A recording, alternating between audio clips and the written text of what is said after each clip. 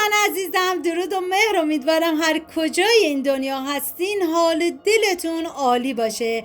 امروز آموزش یه دسر دورنگ پاییزی با کدو حلوایی رو داریم که عطر و طعم هل و دارچین این دسر رو بی‌نظیر کرده بود. فقط کافیه یه بار امتحانش کنی. بریم که با هم دیگه درستش کنیم.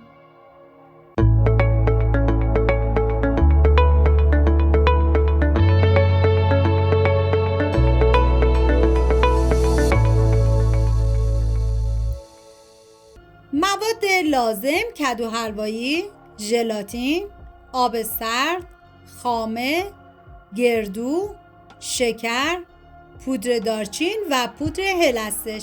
من اندازه های دقیقم داخل دیسکریپشن براتون نوشتم. اول کدو حلوایی رو نصف میکنیم و پوستش رو میگیریم و تخمه‌هاش ازش جدا میکنیم. آب میکشیم و بعد از اون میریزیم داخل ظرف مورد نظرمون که من داخل تابه ریختم و مقداری آب بهش اضافه کردم. ببینید از آب زیادی به هیچ عنوان استفاده نکنید. نصف استکان آبم بریزید کافیه. حالا شکرم بهش اضافه میکنم، پودر دارچین، پودر هل و حالا سر تابه رو میذارم تا کدو حلوایی کاملا پخته بشه. توی این فاصله ژلاتین رو با آب سرد مخلوط میکنم تا حالت اسفنجی بشه و بعد از اون بنماری میکنم.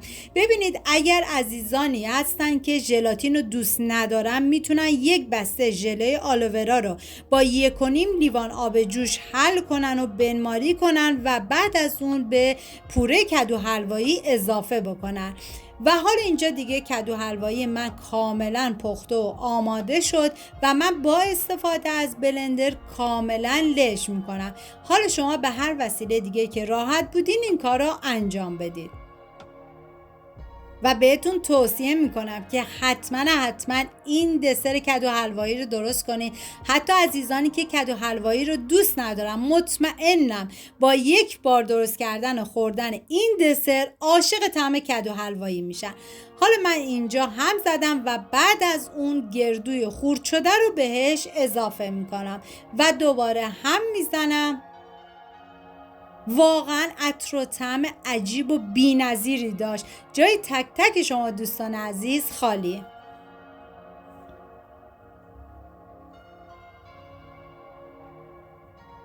و حالا توی این مرحله ژلاتین رو بهش اضافه میکنیم و هم میزنیم تا کاملا با هم دیگه مخلوط بشن.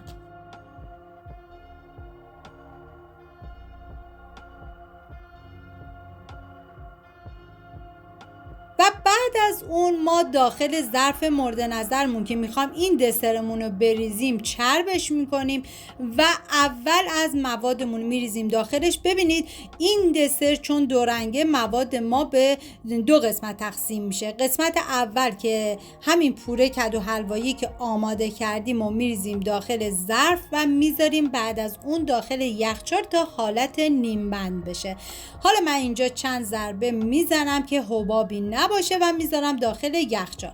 بعد از اینکه نیم بند شد حالا مواد دیگه‌مونو که یک قسمتشو برای این مرحله استفاده کردیم و یک قسمت دیگه‌شو حالا بهش خامه اضافه میکنیم و هم میزنیم تا کاملا با هم دیگه ترکیب بشن. ببینید چون ما میخوام رنگ موادمون روشن بشه برای همین از خامه استفاده میکنیم. حالا من اینجا هم میزنم تا کاملا با هم دیگه ترکیب بشن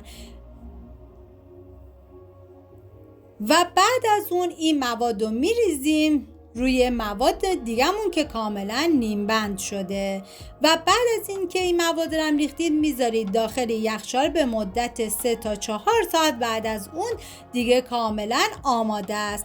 اگر ویدیو مورد پسندتون بود و تا این لحظه کانال رو سابسکرایب نکردید خوشحال میشم سابسکرایب کنید و اگر ویدیو رو دوست داشتید لطفاً ویدیو رو لایک کنید. لایک شما باعث میشه که این ویدیو در معرض دید افراد بیشتری قرار بگیره و و از این طریق هم از من حمایت میکنید. حالا من مواد ریختم و یه ضربه دوباره زدم و میذارم داخل یخچال و اینم از دسر کدو حلوایی ما. مرسی که مثل همیشه تا آخر این ویدیو همراه من بودید. تا یه خوشمزه دیگر، بدرود.